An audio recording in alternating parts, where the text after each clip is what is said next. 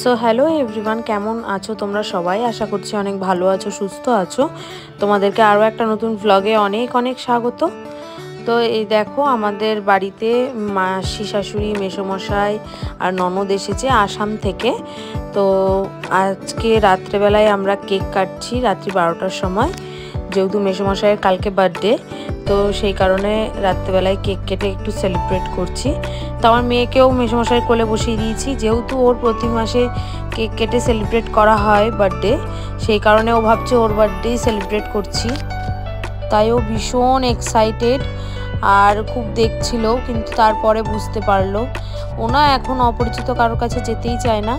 মামুনি এসেছিল, তখন ও ঘুমাচ্ছিল। তো ও চোখ খুলতেই ওকে দেখে ভীষণ কান্নাকাটি করছিল, একদম যেতেই চাইছিল না। তো এখানে সবাই অনেক গল্প করছিলাম। মাসিরা যেহেতু 1 বছর পরই আসে, এই মার্চ মাসেই আসে, আর মেসোর জন্মদিনটা প্রতি বছর আমাদের বাড়িতেই সেলিব্রেট হয়। তো এখানে মাসি, মেসোমশাই আর তোমাদের ছোট্ট রিশা, 3 জন মিলেই কেক কাটছে। তোমাদেরকে বলে রাখি, যারা আমার ভিডিওটা প্রথম দেখছো, তো আমার নাম দিশা আর আমার একটা পুচকু বেবি আছে যার নাম রিশা, বয়স 10 মাস। তো আমি ওকে নিয়ে আমার ডেলি লাইফস্টাইল তোমাদের সাথে শেয়ার করি ভ্লগের মাধ্যমে।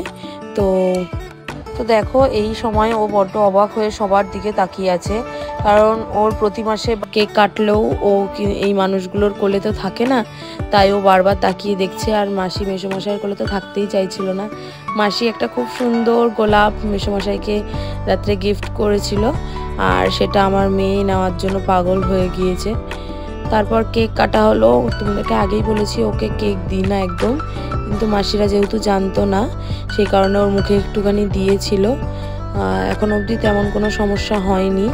তো ও বেশ ভালো করে খেয়েওছে। আসলে হঠাৎ অন্য রকমের জিনিস হলে একটু বেশি খেতে ভালোই বাসে প্রতিটা বাচ্চাই।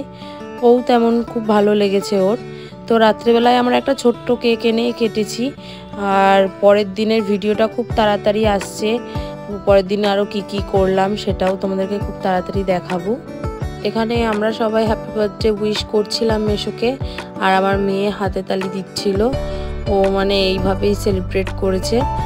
দেখো কি ভালোভাবে খেয়ে নিয়েছে, কেকটাও নেওয়ার জন্য পাগল হয়ে যাচ্ছিল। তো অনেক ছবি তুলেছি, অনেক মজা করেছি, আরও অনেক মজা করব। মাসিরা এখন বেশ কিছুদিন থাকবে। তো তারপরে এই যে আমার মাম্মাম ওর পিমের কোলে চলে গিয়েছে।